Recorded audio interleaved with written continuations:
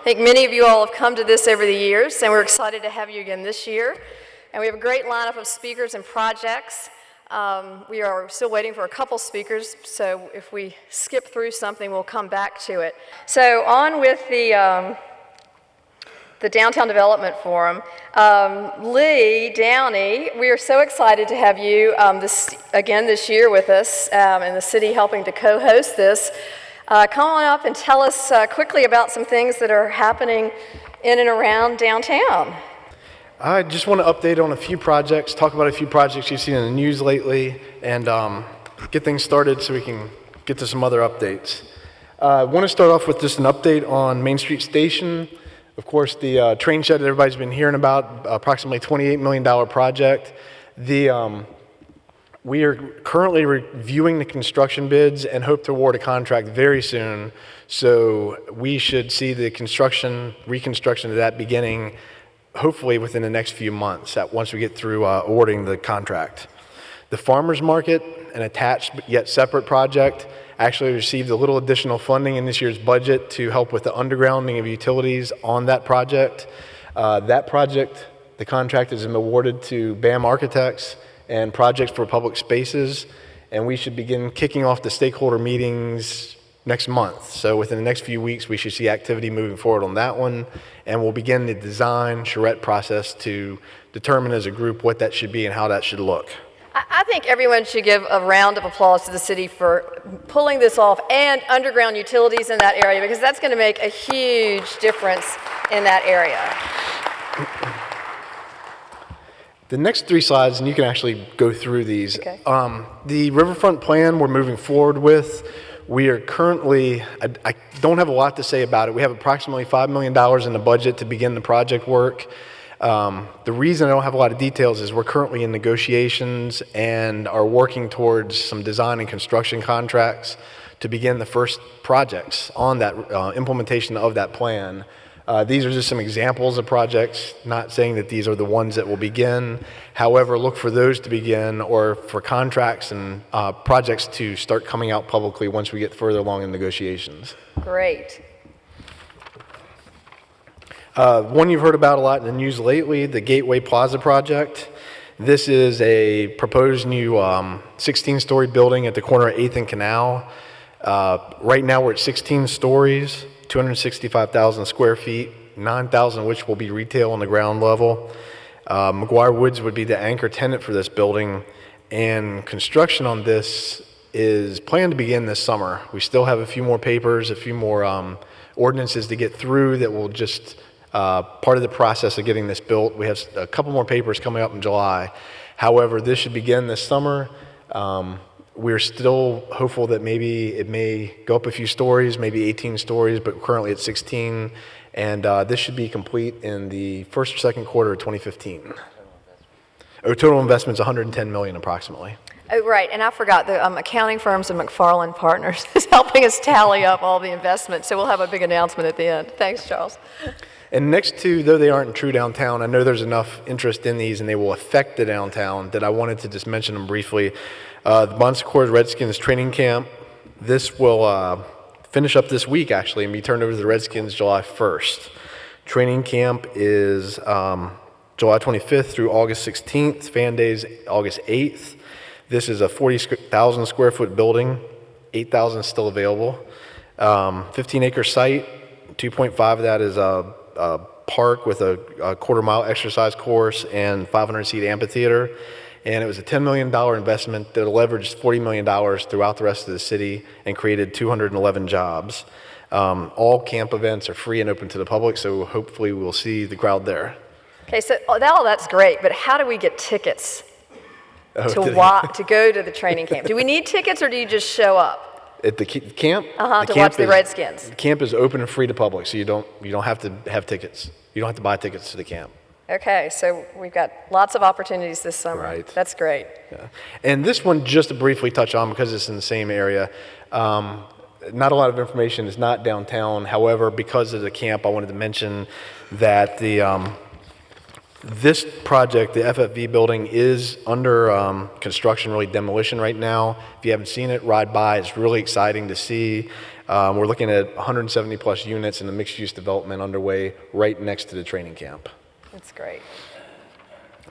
And then last but not least, the big Paralympics. And when we talk about downtown, we can't not talk about the UCI World Cycling Championships coming in September 2015.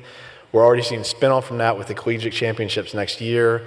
And when we talk about development, we need to talk about this because this is spurring development. The interest we've gotten from shops, from hotels, from everything else in advance of this project is tremendous and continuing to grow. So though this doesn't have a dollar figure and a number as far as the actual development, it's affecting development in a tremendous way. And we're extremely excited to have this coming up. Yeah, we are too. Thanks so much for the Sure. city's So everything's leadership building. on all this. Y'all are rocking. I will sit down and listen to everybody else. Thank you. Thanks. All right, so next up, let's go.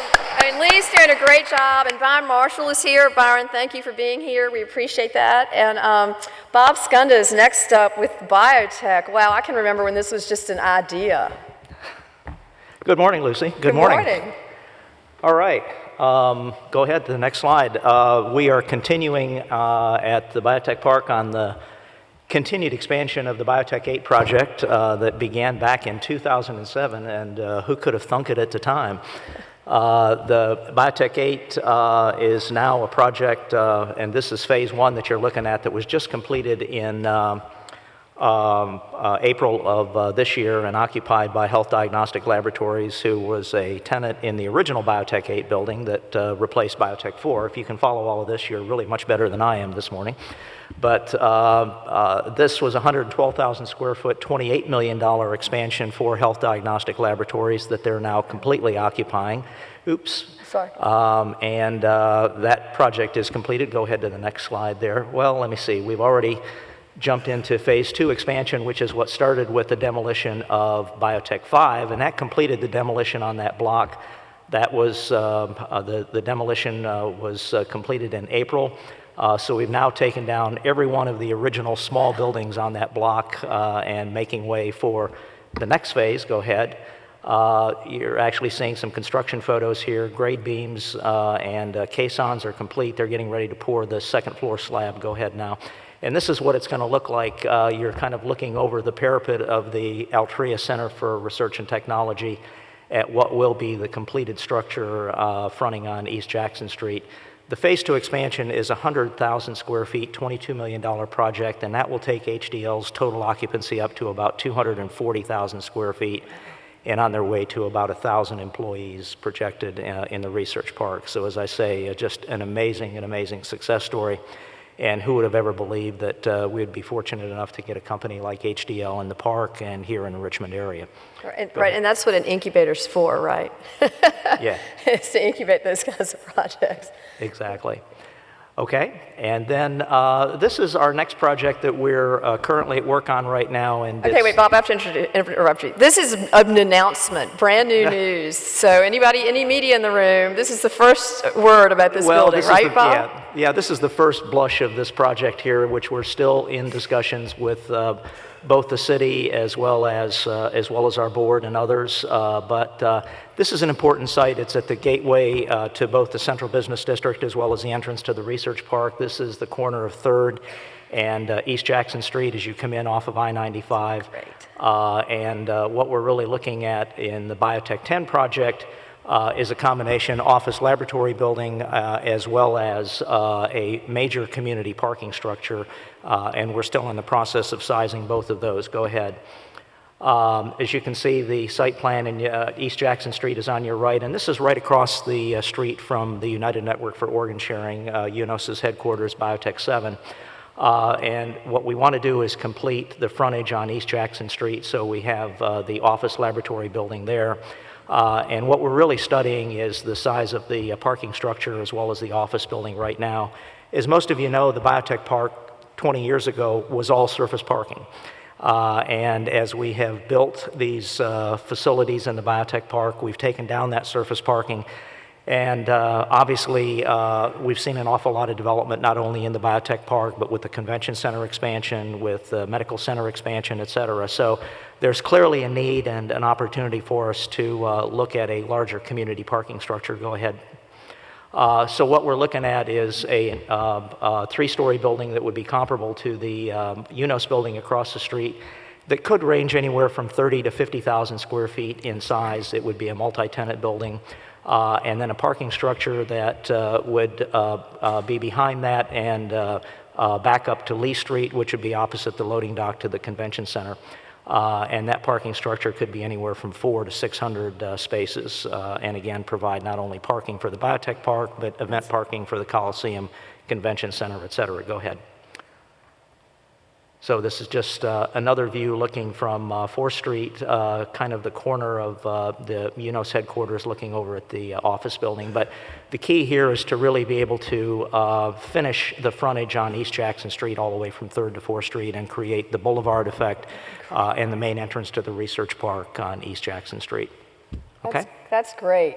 So, Bob, you're retiring, and because you're retiring, we made you a very special Biotech Bob RVA.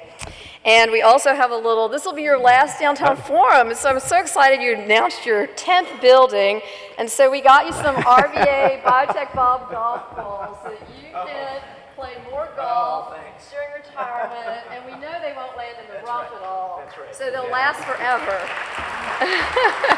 The golf game definitely needs more work, but folks that know me know that that'll only be about a week, and I'm going to be looking for something else to do. So, oh, good. Right. Well, we've got some things we can call you to help Thanks with. a lot. All right. Thank you. Thanks so much, Bob, for your leadership with biotech, taking it from an idea to more than 2/3 built out. All right. So is Brian Olinger here? Okay. Excuse me for just one second. I'm sure he's on his way, but we will jump over to Monument Construction and Development Construction Management. Let's see. Chris, thanks Thank you. for Hi being there. here. How are you this morning? Great. It's nice to be here again. It's always an exciting time to hear all the great things going on in the Yeah, city. So we have a few projects here that we're going to talk about. This is Atrium on Broad. This is located at 115 East Broad Street. Click over. A very neat, cool building. Former Jefferson National Bank. If you want to click over to the next one. Yeah. Oh, it's hard. Yep. So some of the developers have slides like this with their partners, and so instead of going over them, we're just going to flash them up so people can see all the partners, because a lot of you are in the room, and then move on just in the essence of time. And I meant to say that at the beginning. So yes, we'll move it quick. Here's the Atrium's partners. All right, so tell us more about the project. Okay, yeah, this is a 44-unit apartment building, former home of the Jefferson National Bank. We wrapped up about a month ago. We've actually already leased 22 of the 44 units, so things are really going great. It's all inclusive, and I expect we'll probably be full in the next 30 to 45 days. Well, it's been fun to watch that project progress on Broad Yeah, Street. it wasn't a great. tax credit project, so it ends up looking quite different than the others, and I think it's a pretty prominent feature on Broad Street right now, so we're proud of it. So this is an Oh yeah, the total investment was about $5.5 million. And then there's this fabulous shot Yeah, that it's you some guys pretty cool penthouse have got. views there downtown. Yeah, that's great. A lot of the smaller, you all have done a lot of small infill buildings, haven't you? Yeah, absolutely. There wasn't as much financing available for that a few years ago, but it seems to be back pretty strong now. So you're seeing a lot of smaller developers getting back into the market, and we're able to help them through the process. So Right, that's we're great. excited about that. And look at those views. That's just Yeah, that's a cool view. great. And this is another one on Broad. Yeah, this is another project. This is called Hustler on Broad. This is 306 East Broad Street, 6 residential units and some commercial space. Jennifer Jones Richard is the owner. You can see Johannes sorry. did a great job with the design. This was 6 units, finished up about 45 days ago. A very, we need to have more investment on the 2nd and 3rd Street part of Broad Street, so we're really excited about this project because it just looks absolutely beautiful. All the apartments leased up in about a month, so it's full. Wow. Yep, and so there's a couple commercial spaces, smaller commercial spaces that are there, and we're hoping to find a tenant for that shortly. The total investment was right around, I believe, right around 1.2 million. We have 4 2-bedrooms and 2 1-bedrooms, and it's just turned out great. Yeah, I love what you all are doing with the outdoor space, whether it's the patios off the backs or, you know, these Yeah, absolutely. courtyards. It really adds a lot to Yeah, the Johannes did a buildings. really nice job with this, so it was a great project. This is the last one we'll talk about. This is actually a joint venture between Howard Kelman and the Monument Companies. This is the old Massey headquarters, located at 4 North 4th Street, thus the 4 and 4 Midtown is the name of the project. It's about a $9 million investment, 74 units over parking, 58 ones and 14 twos, 1,500 square feet of commercial space. Occupancy is a bit of a debate right now.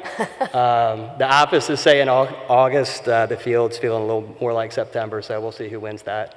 But it's an exciting project, and this was a hard one. It was part of the historic boundary extension, which is about a 7-month-long grueling process. Mimi Sadler helped us with that and did a great job.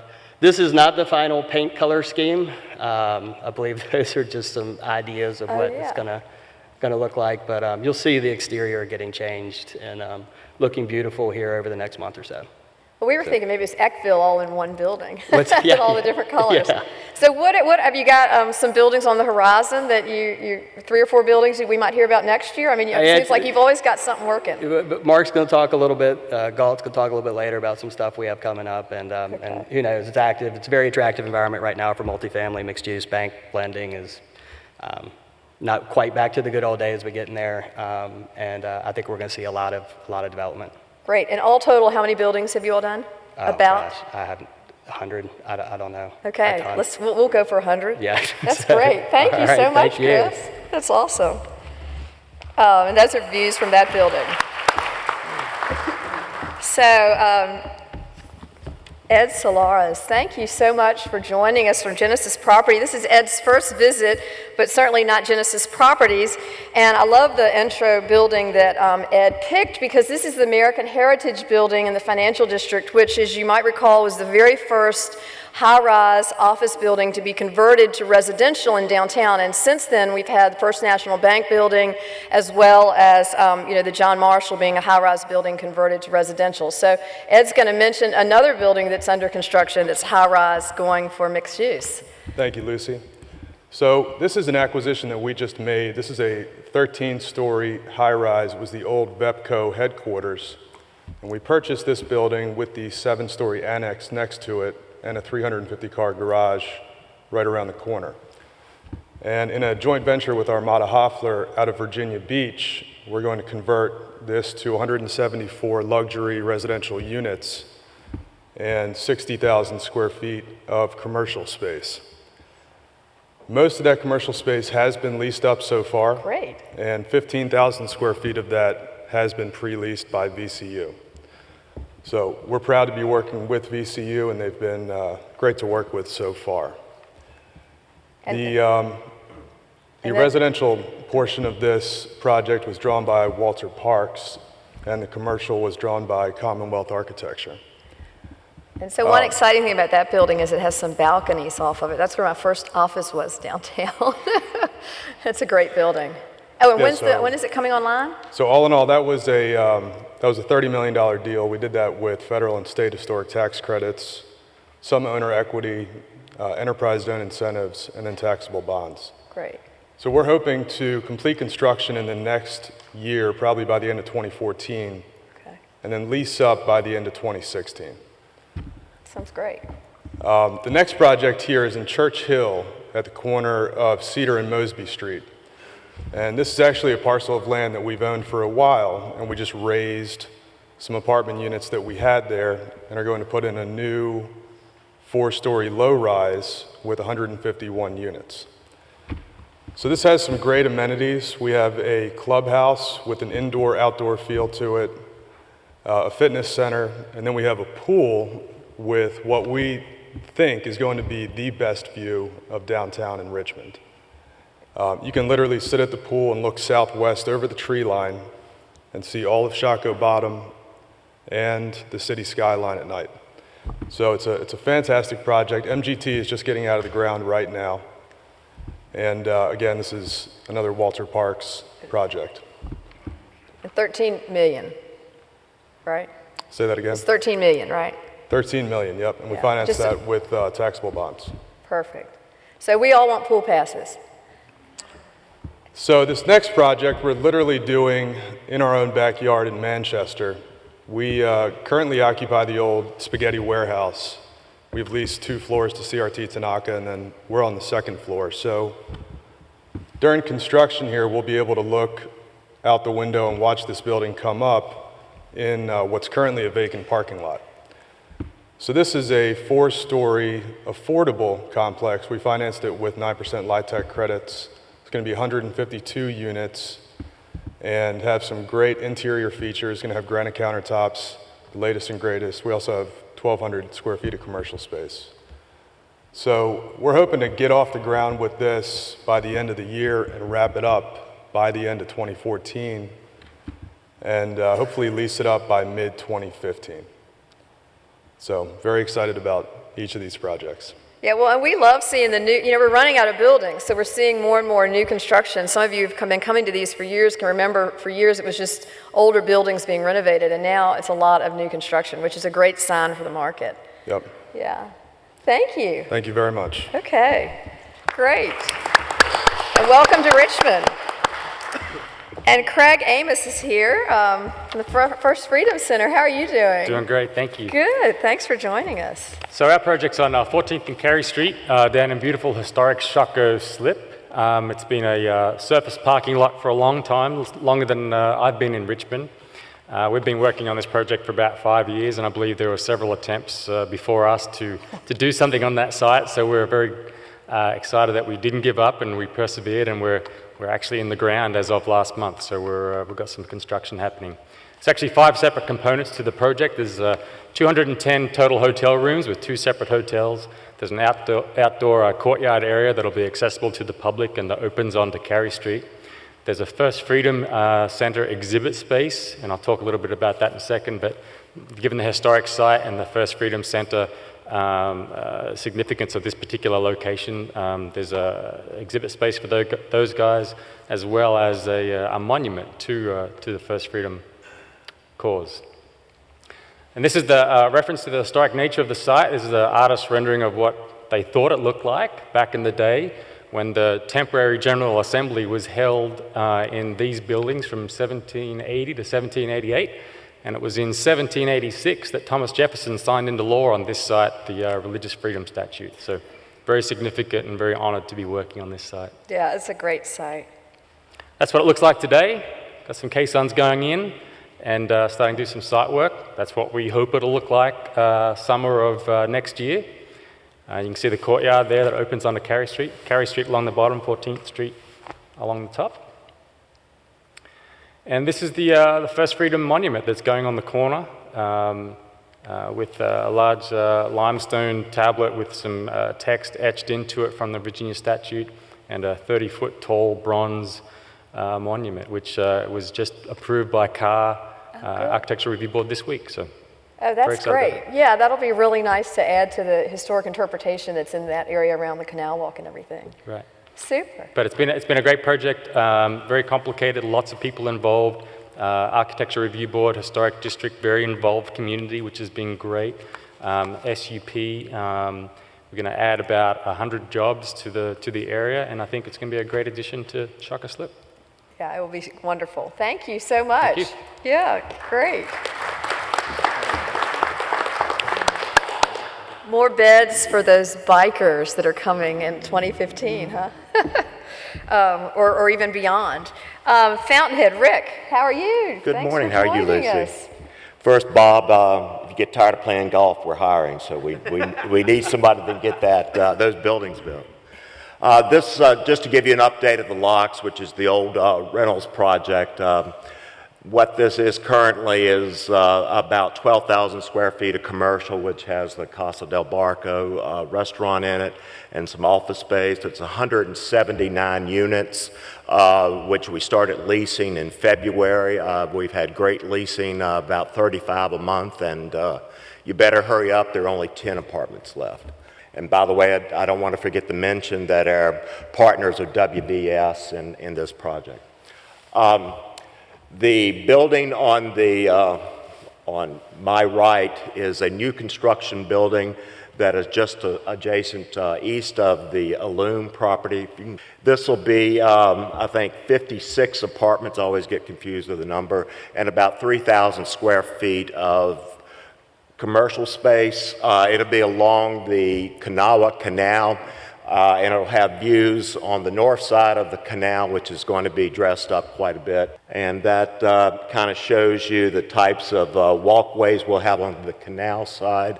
And then on the other side, there will be views of the river.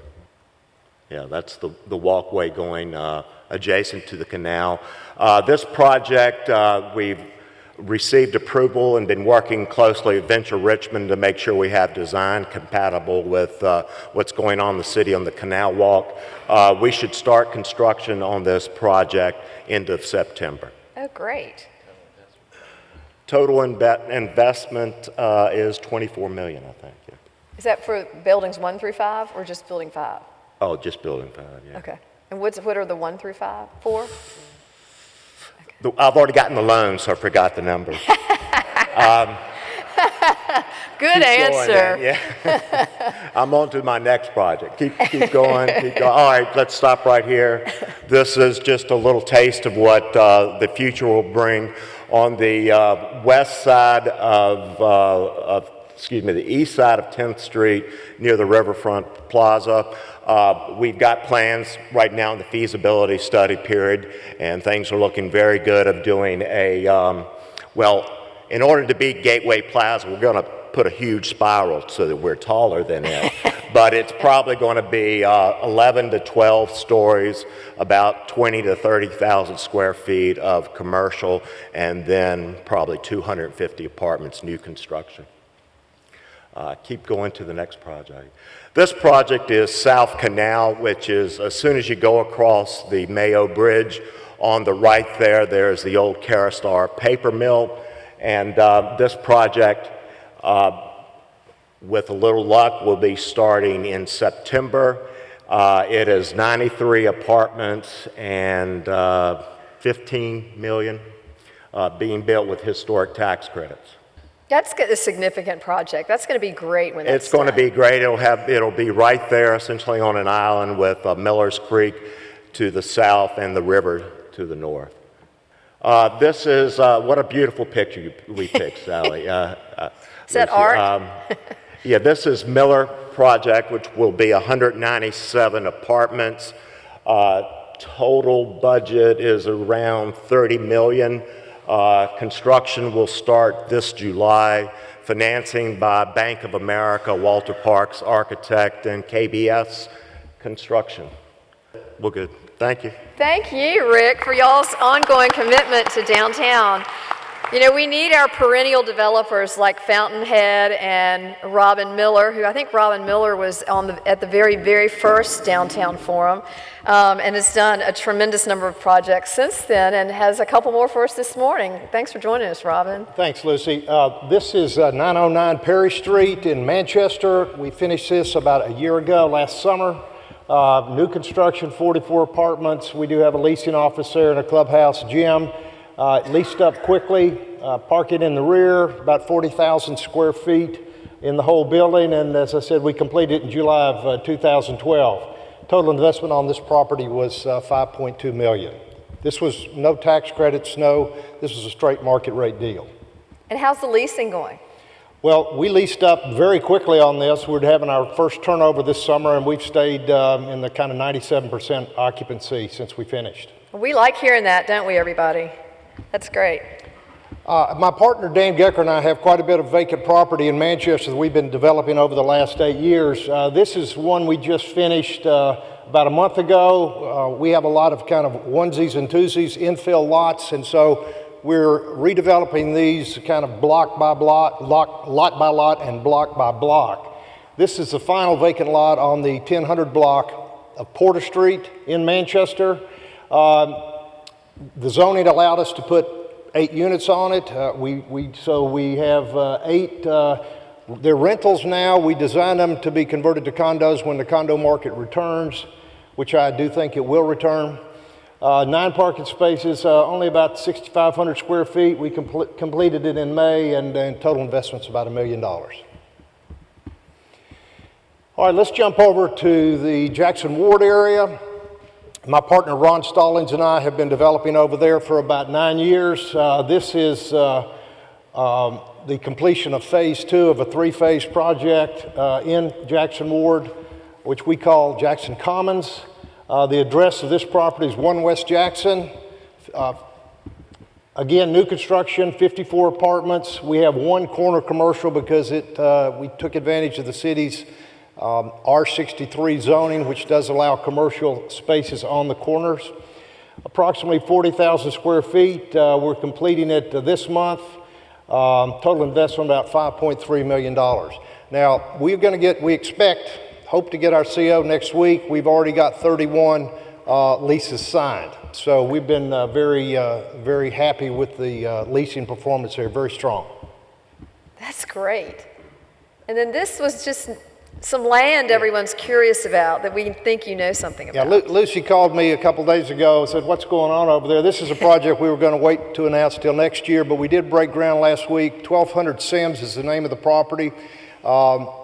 Actually, my partner Dan Gecker and I sold this property to an entity that is headed up by Purcell Construction, a large construction company that is making a bigger presence in Richmond. They've been doing a lot of work in Petersburg, and it's a joint venture with Miller & Associates.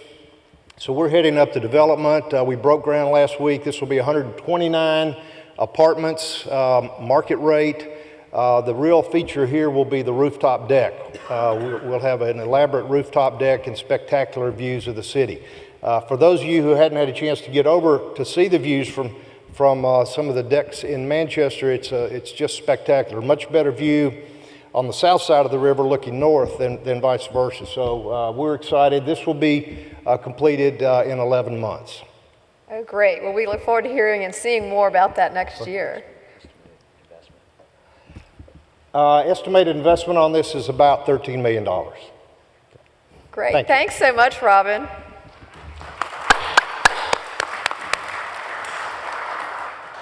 Let's see, Tara Carter from Plus Management.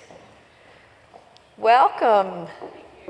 Good morning. I'll be presenting on the Square today and also Hopper Lofts. The Square is our project on the northwest corner of Schaefer and Grace.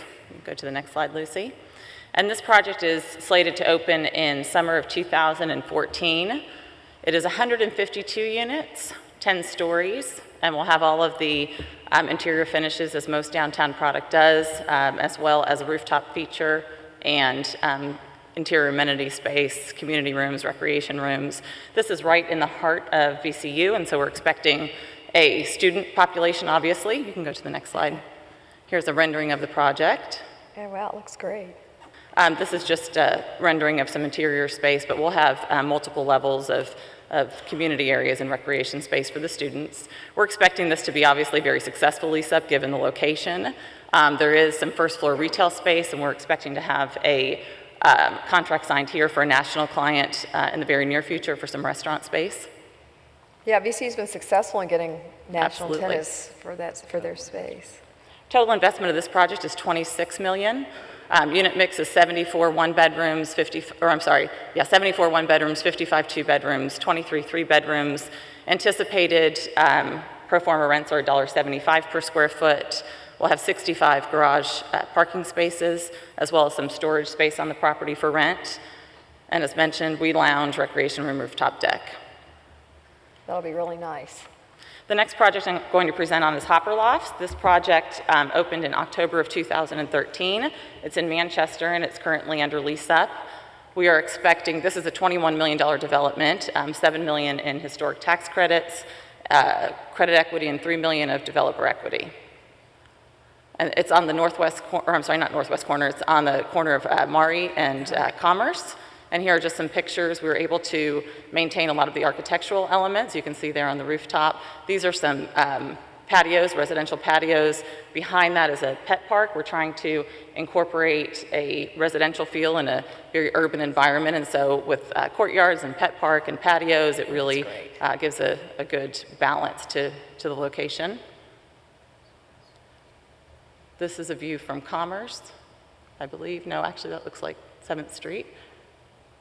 This is our community room area within the center of the first floor of the project for residents.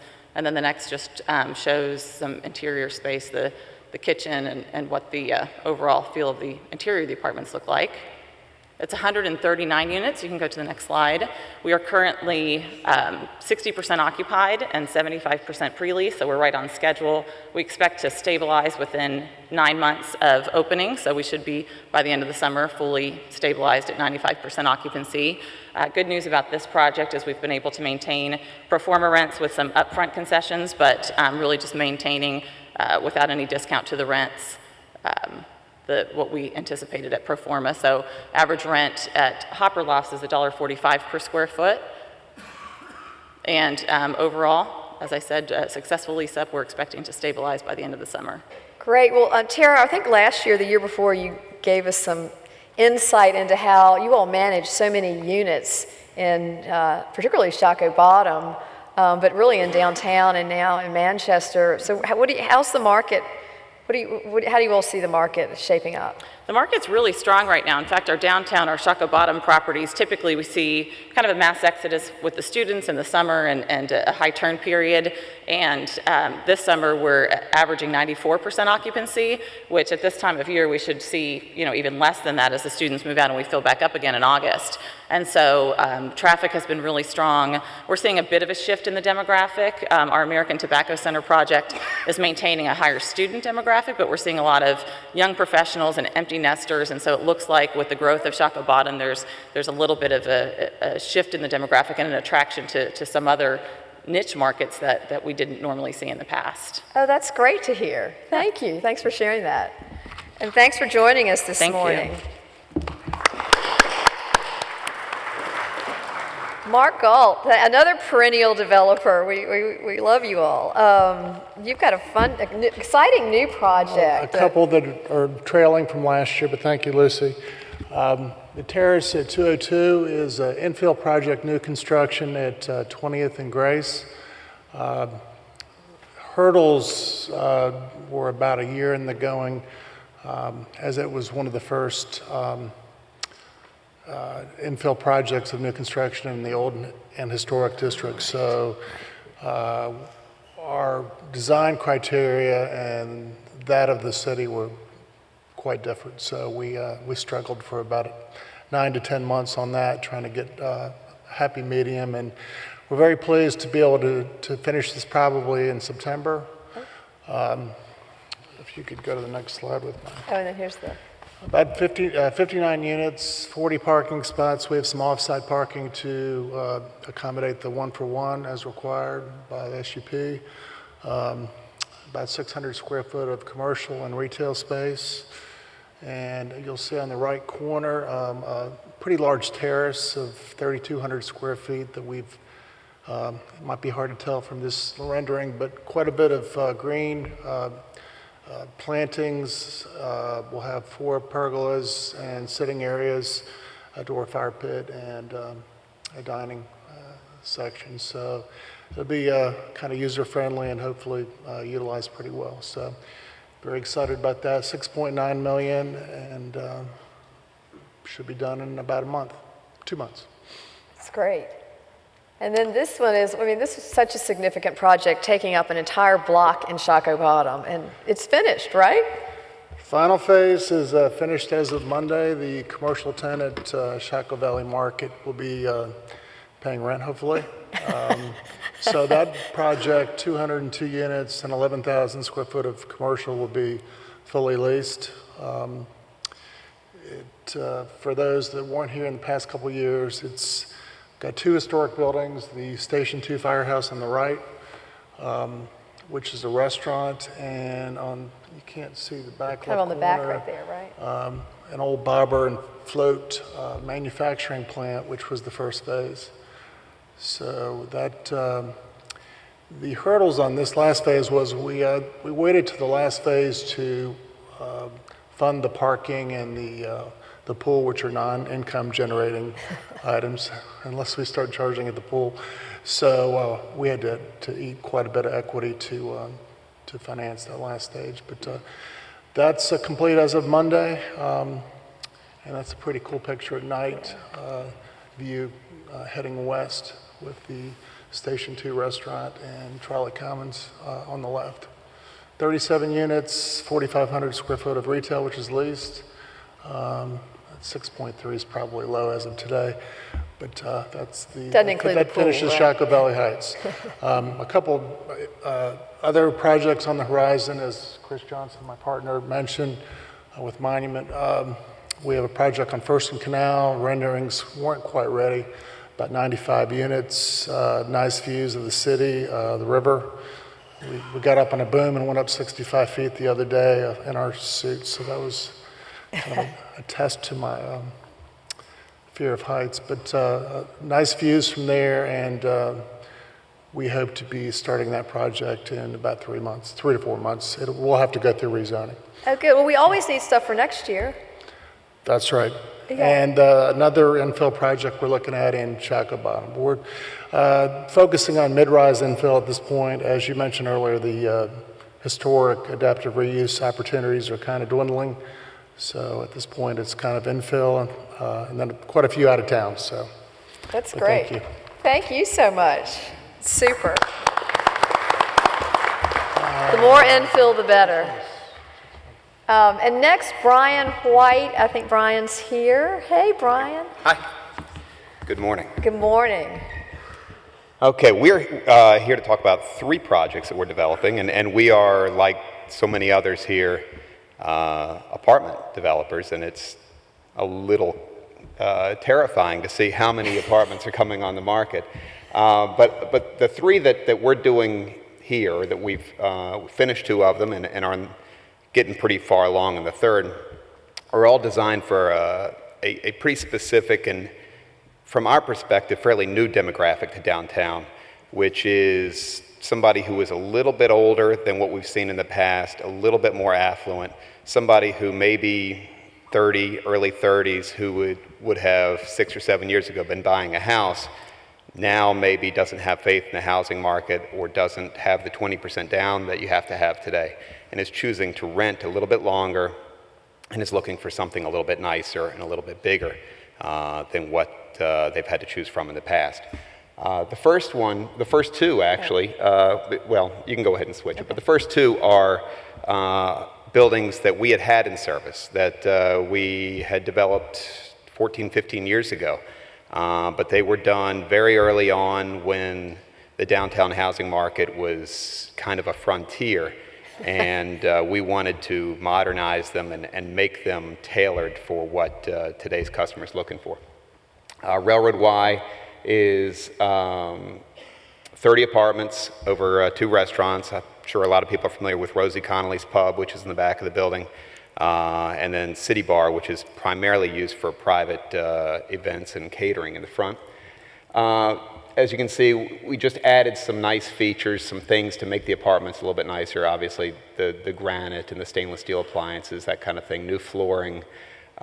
We did not previously have washers and dryers in units. We added that. The little thing in the upper right-hand corner is something that we've been doing recently, which people kind of like, which is a iPod docking station. We have speakers built into the walls, and you have a stereo in your apartment as soon as you move in, which is kind of a cool little feature that adds a little snazziness to it.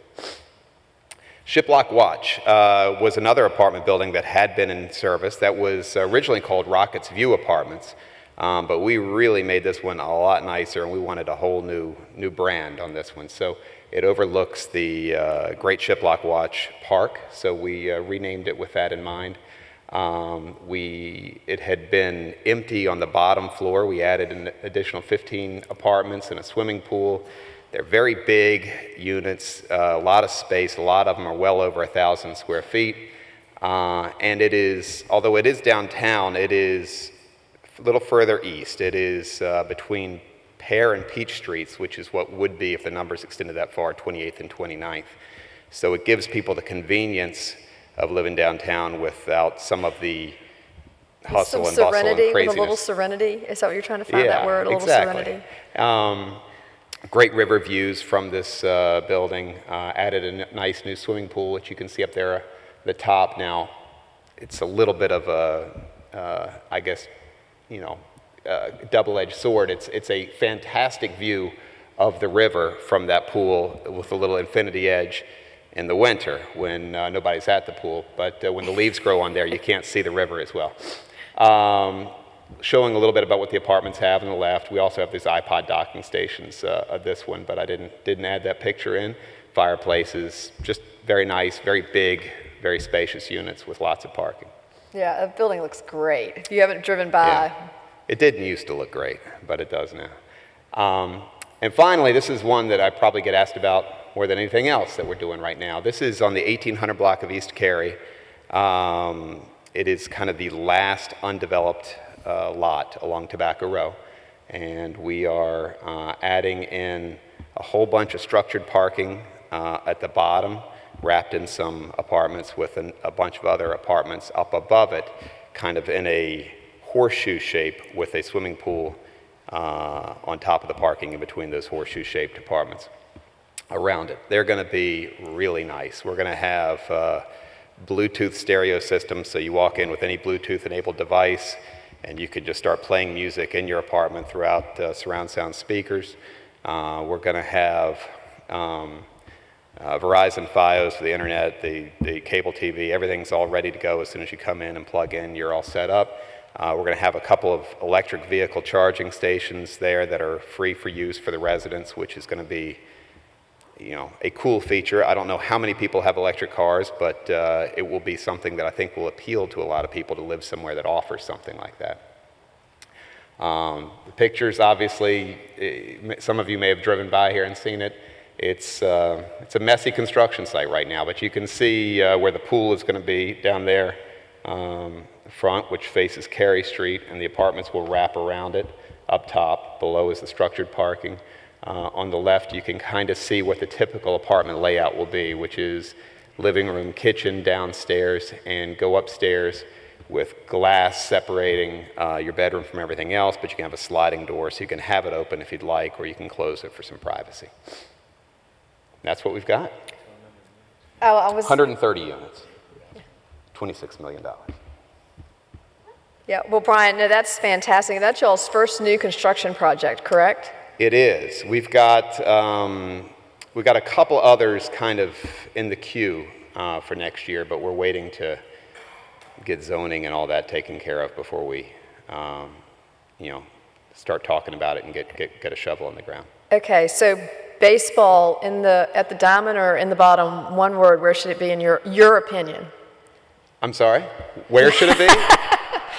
The baseball stadium, the bottom or the diamond, in one word, where do you think it should be? I would encourage us all to see what the proposals are and make the best decision for the city. How about that? Are you running for office? Thank you so much. Let's not prejudge a location before we see what is possible. Okay, excellent answer. Thanks. All right, thanks. Okay, Stacy Burris, thank you so much. Stacy is the chairman of the Black History Museum and Cultural Center of Virginia, and thanks for joining us and giving us a little sneak preview. You are very welcome, Lucy. Thank you. This is probably going to win the prize for the smallest project, but no less significant, and it's the adaptive reuse of one of the city's most iconic buildings, the Lee Street Armory. It's been laying empty and fallow for 30-some years. It almost crumbled upon itself at different times in the past 15 years or so. And so we've decided at the museum that we're going to renovate the space and expand it and turn it into the next home of the Black History Museum and Cultural Center of Virginia. Well, every time I drive by that building, I just see it turning into all sorts of things, but your vision is incredible for it, and I love this picture that you all have got. Yeah, that picture represents the group that occupied the Armory initially when it was built in 1895. The Armory is the only armory built in the whole country for an African-American militia. So it's a one-of-a-kind, iconic artifact. It'll be the largest artifact we ever collect. And we're fortunate to have the city as a partner in the endeavor. It makes it a lot easier to get this kind of project done. It's a $8 million development budget and an overall budget of about $13 million. Wow. It's important for us to make sure that we're not just producing a museum, but also creating a central gathering space for the area. That allows us to sustain the institution over the course of a number of years, and it also creates more space in Jackson Ward. We're going to go from the 5,000 square feet we're in at 00 Clay Street right now, right, to about 25,000 square feet once we renovate the existing building and then build the expansion on the north end of the project. These aren't quite up-to-date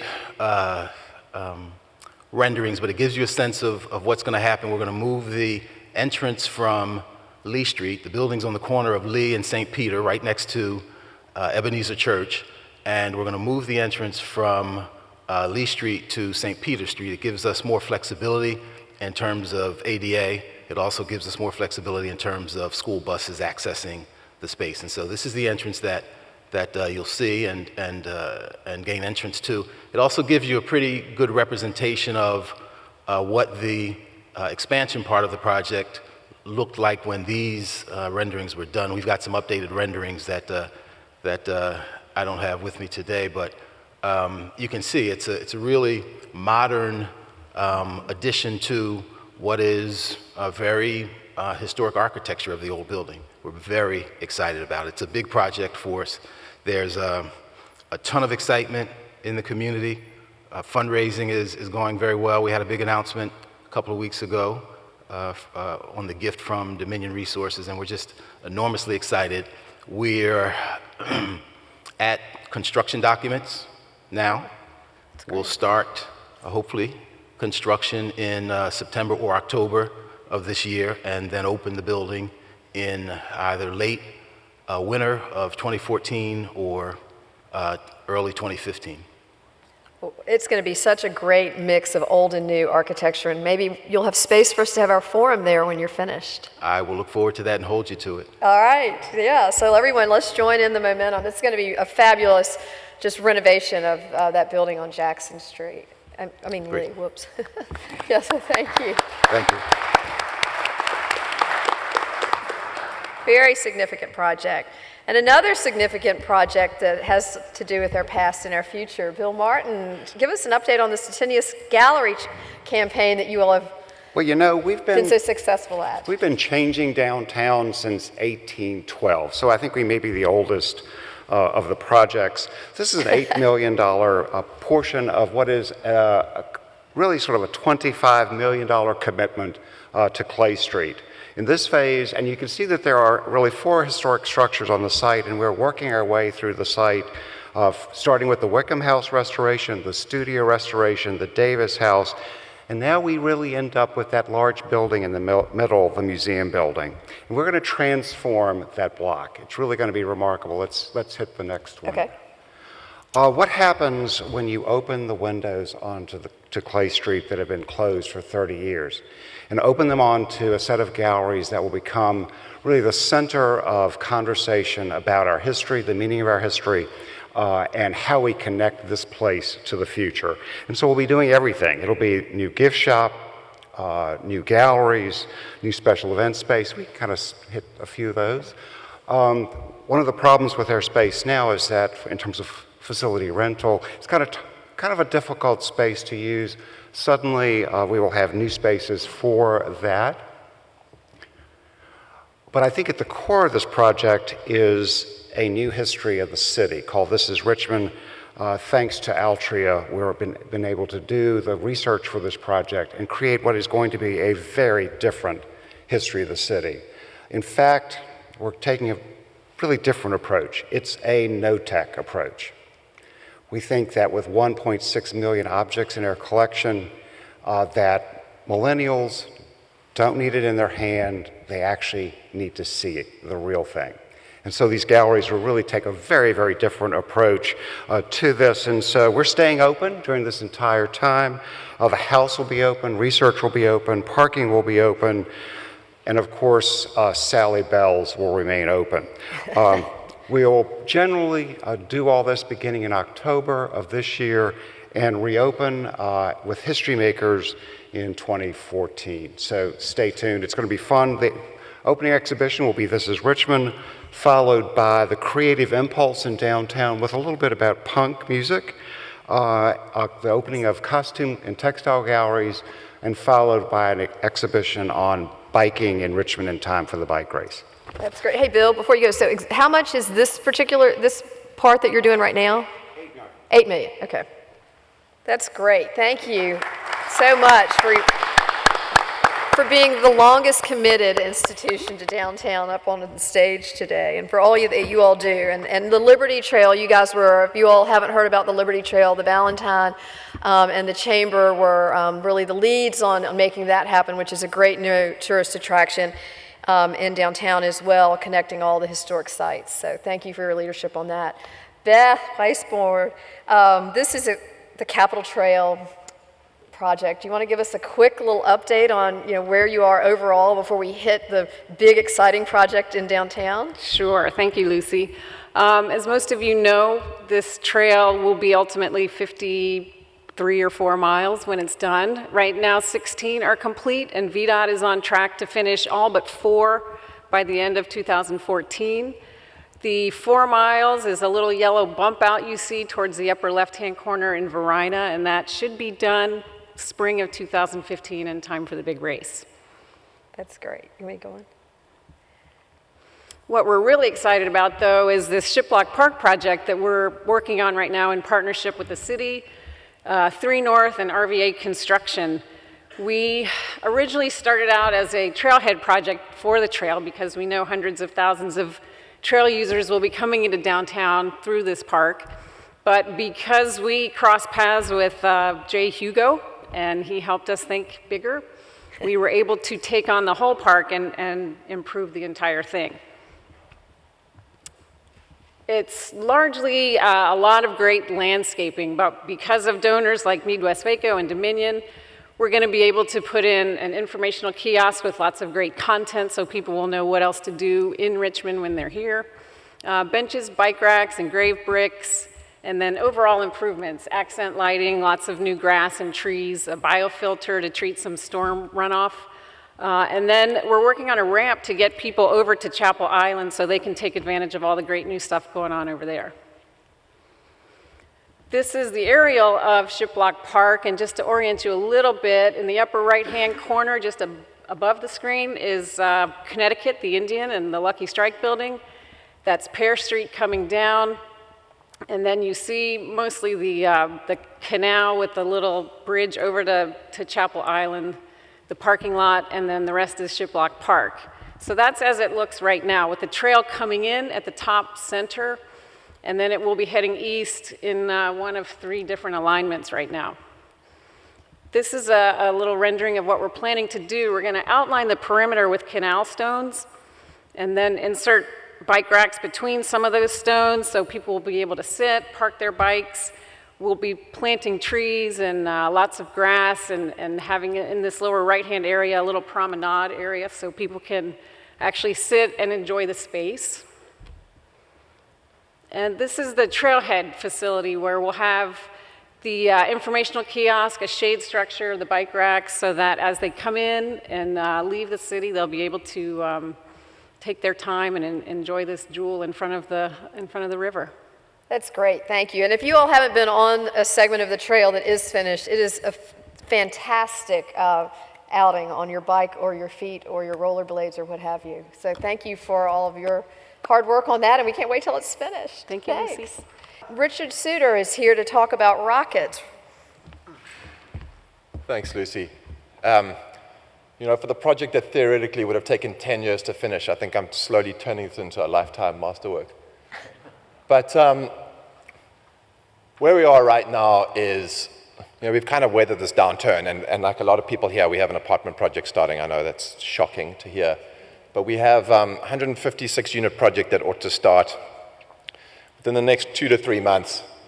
But I think kind of linked to that, what we are doing at Rockets is we're doing a fair amount of for sale stuff as well. So as much as this wasn't planned, we still have some condominiums, and I can report that the sales pace of condominiums is actually picking up. So I mean, it kind of does play on some level into the idea that this apartment boom is going to slowly give way to more of a moderated view, I think, that the for sale condominium product will come back. I mean, Richmond as a whole is still horribly undercated in the empty nester condominium market.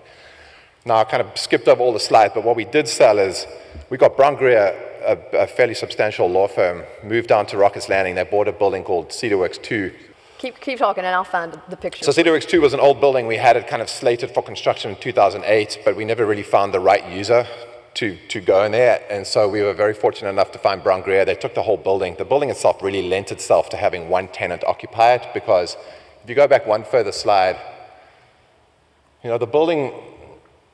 Which one? In any event, it was an old historic structure that we knew we would never be able to get historic tax credits on. And so what we did is we came back and knocked out 3 huge bump outs and put much more modern glass and steel inserts in them. And that really helped get a lot of light back into the back of the building.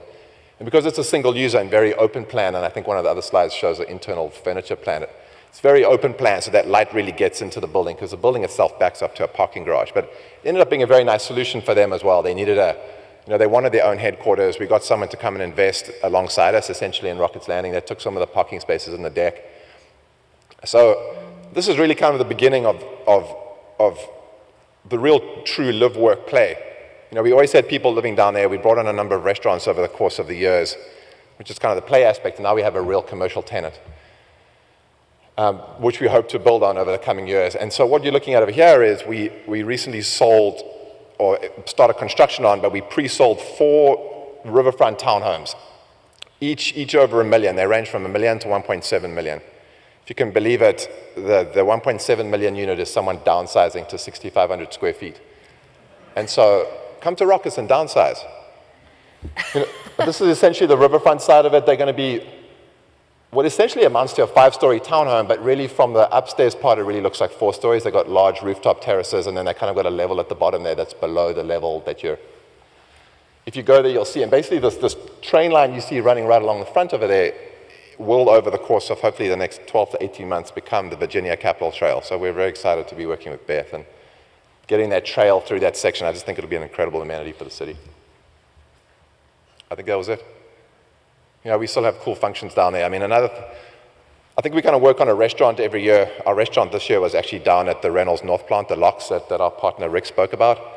But next year, we have these old beer tunnels at Rockets Landing. It was one of the Yinglings came down there in 1866, right after the Civil War, and they set up what was called the James River Steam Brewery. It didn't last as a venture, it didn't last particularly long, and the building that was actually on top of the tunnels burnt down in the 1895.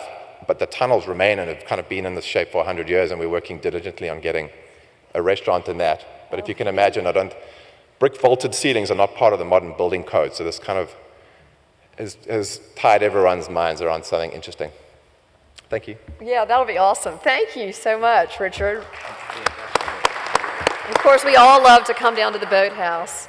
All right, Michael Schwartz is here from business. We added a little extra. I think we'll do this in the future, is somebody from the media to come and give us their top 10 list of what are some of the things that are filling all these buildings, and then we'll wrap with Brian Olinger and all the VCU projects. So thanks for joining us. Thank you. I think I actually did top 12. Top 12. As I was going through, there were literally dozens. I went back just to the beginning of 2013, and it was dozens and dozens of stories that we've covered of either developments that all these people are doing or businesses that are moving in, sort of following all this development. So that's what these slides will show, is all the businesses setting up shop around downtown, from Jackson Ward, Shockoe Slip, Manchester, all that. So and it's kind of in descending order from most recent back towards the beginning of the year. So this is just from either this week or last week, a pretty interesting story. A guy's opening a gelato shop. It's in Jackson Ward, kind of where Adams meets Brook there, and the building may or may not be haunted, according to the guy. So that's kind of an interesting story. It's a really old building, I think from 1910, and he's slowly but surely building it out, so that'll be a cool little space there. Yeah, that's really cool. This is sort of one in a string of stories of new retailers trying out Church Hill.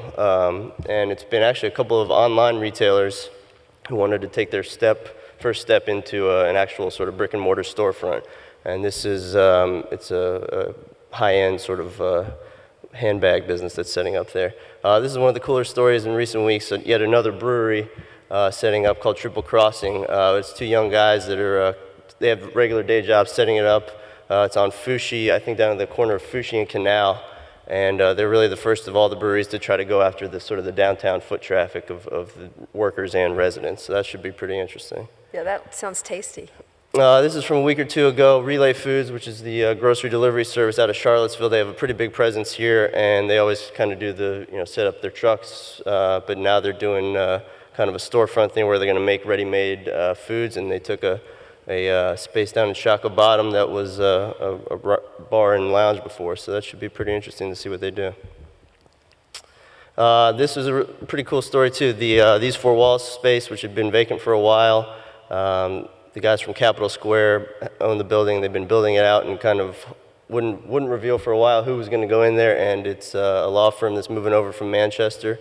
They're taking most of the building, I think all but the top floor. And it looks like a pretty cool build out so far. This really isn't related to all the other stories, but this is one of the sort of downtown buildings that we were always watching. I threw it in because I knew no one from Douglas Development would be here. So, but it's kind of the tower I think that everyone looks at. We've seen sort of signs of life there a little bit. They announced what they want to do with it.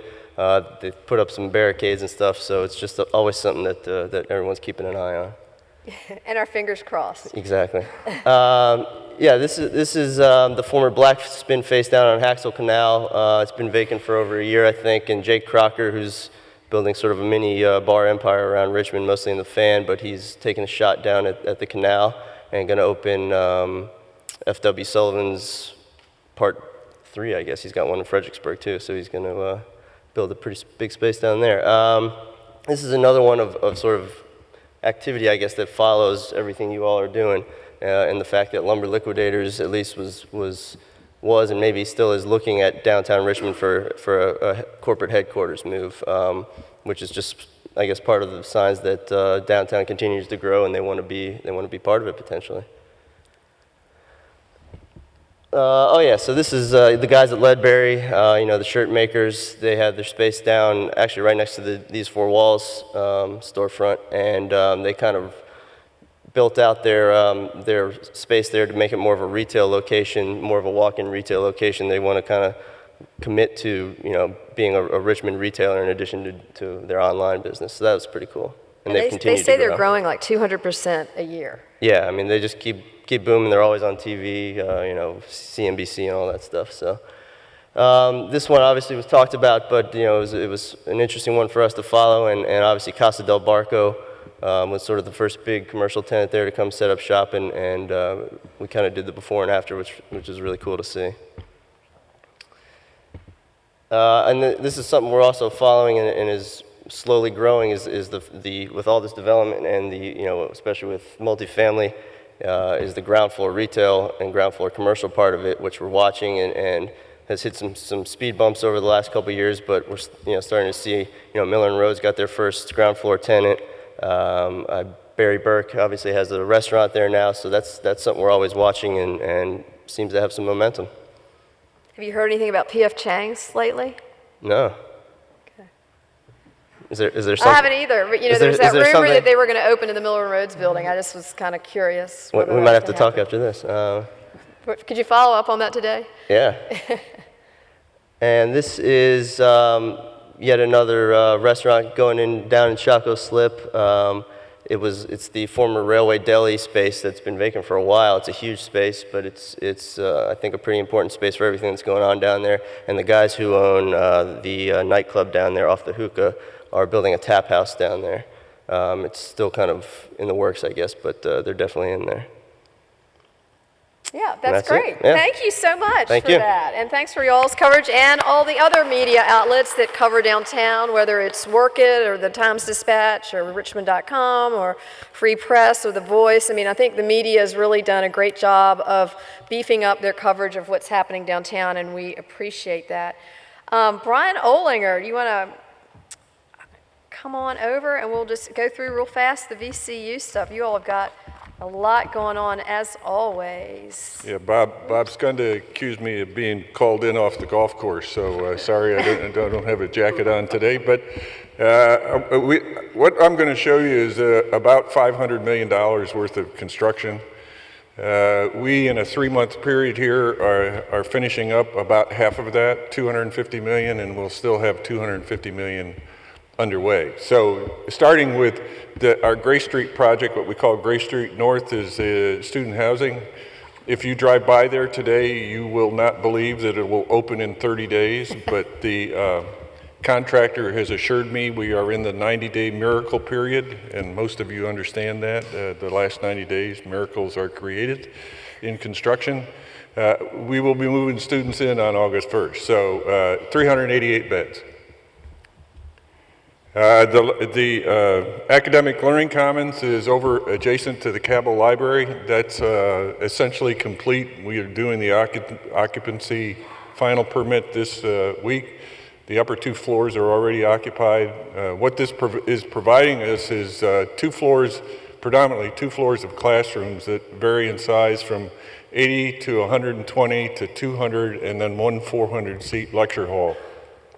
And then the 3rd floor is School of Social Work is moving in, and then the 4th floor is the Center for Teaching Excellence. Our real estate foundation is being active, and you heard from Plus Management, their project at the corner of Schaefer and Grace. I have it shown here on the right as 22 million. I heard it's 26 now, so they're already over budget. But our project is adjacent to that, and with our real estate foundation, and we're actually joint developing it with a subsidiary or a separate entity of Plus Management. And the parking that'll be under our building, we will be leasing to this apartment complex. So ours is on the left. It'll be classrooms and office buildings, and the Plus Management is the one in the right-hand side, the right building. Over on Broad Street, we're very excited as we were able to acquire Richmond, the old Richmond Glass building, which was originally built as the Richmond Ashland Trolley Station. We are restoring the front facade to what it looked like when it was originally a trolley station, but it will be occupied by our School of Arts. And there are 2 smaller buildings, more recent buildings in the back, warehouses that we're converting for dance choreography studios. So this is going to really help that particular block on Broad Street in bringing it back to what it should be within the VCU boundaries. That's stunning. Cabell Library expansion. The university, as most of you know, has grown in the last decade from 20,000 students to 32,000 students, but our library has not expanded. This is catching up, if you will, for it. Libraries of today are not what you remember as libraries. In other words, the primary emphasis of a library is not the storage of books. It's information exchange and research in a digital age, and the new building will reflect that. We are in the process, and as most universities are, in moving low demand stacked books out of the library and into much less expensive storage. This is 80,000 square feet of new and 80,000 square feet of renovation within the existing library.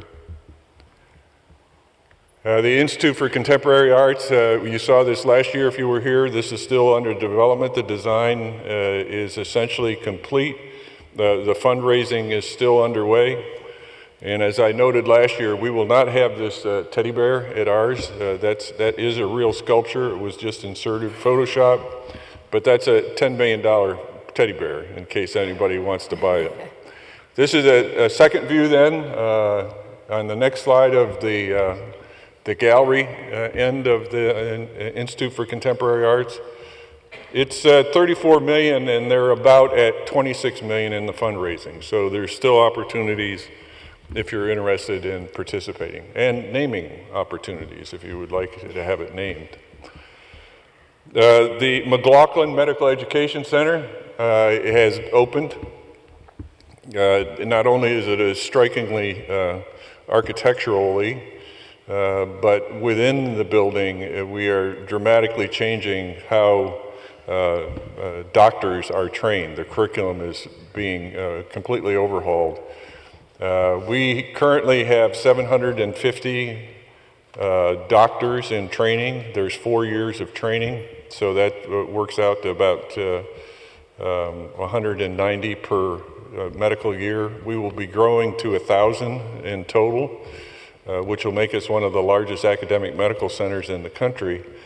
But this has 2 floors of simulation teaching labs in it. There's full operating room suites or exam room suites.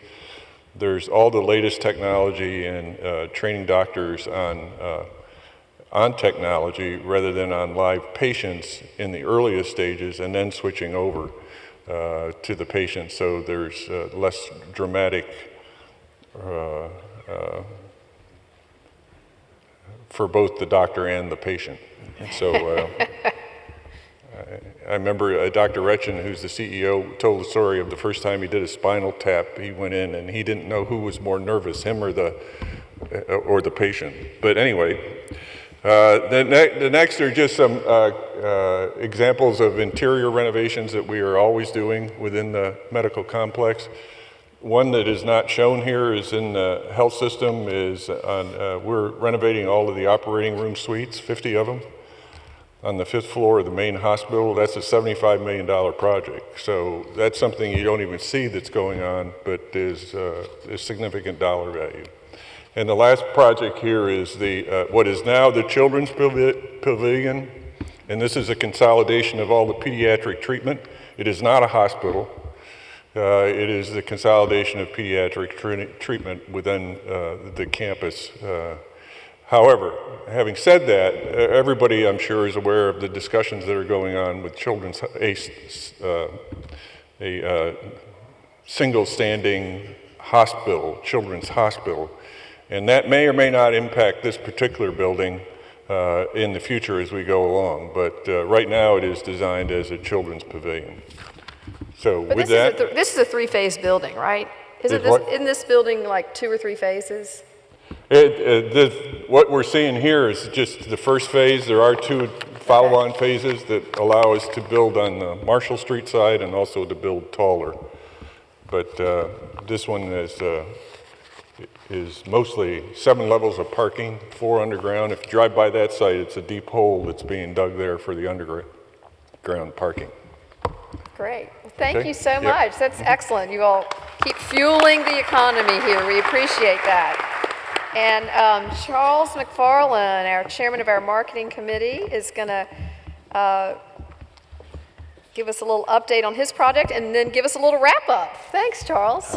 Thank you, Lucy. And this is the smallest project. This is just a 4-unit development that we're doing one at a time over in Manchester. At the same time, Robin and Dan Gecker bought land from the Virginia Museum Foundation. We bought or purchased about 2 blocks, which we've been just holding on to. And this is the second phase. We can do another 10 of these. There are 4 units, 2 2-bedrooms and 2 3-4 bedrooms. And it's about $600,000 investment. Union Bank is the lender. Matt Rader is my partner, and this is the final product. But lots of windows, little bigger spaces, taller ceilings, and lots of windows, lots of light. But nice units. And Ben Adamson is the contractor. Well, it's important to fill in those little blocks over there. What's that? It's important to fill in the blocks over there. That's right. So it's excellent. So we'll build one. The program has been build it, rent it, and start the next one. So we'll keep doing that. That's great. Thank you. Well, thanks for joining us. And you were tallying everything up, and you've been developing in downtown for such a long time. What are your observations, and what's the grand total?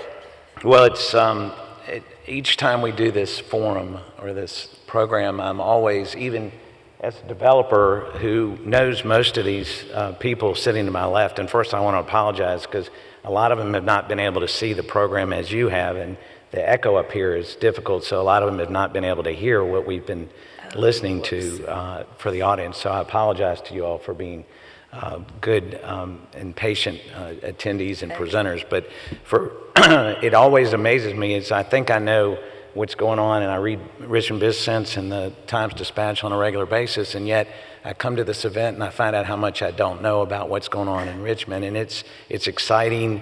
It truly is a success story, especially in light of what we've been through financially, in the economy, and it's exciting to see the amount of investment that's being made, the number of people that are moving downtown, the number of units that are being offered, and how well they're leasing. The total number that I've tallied, and there are a number of projects that have not been announced, and some of them, admittedly, are in the last year. Some of them are projected for the next year. But even over this 2-year window that we're looking at, look back a little bit, look forward a little bit, but real projects. Right. It's 2,400 units. And even if you divide that by 2, that's 1,200 last year, 1,200 next year. And it's not inclusive of all the developments that we know are on the drawing board. Sam McDonald's project on Hull Street that he's doing with Mark Scordo and listed up here, and that's very close to starting.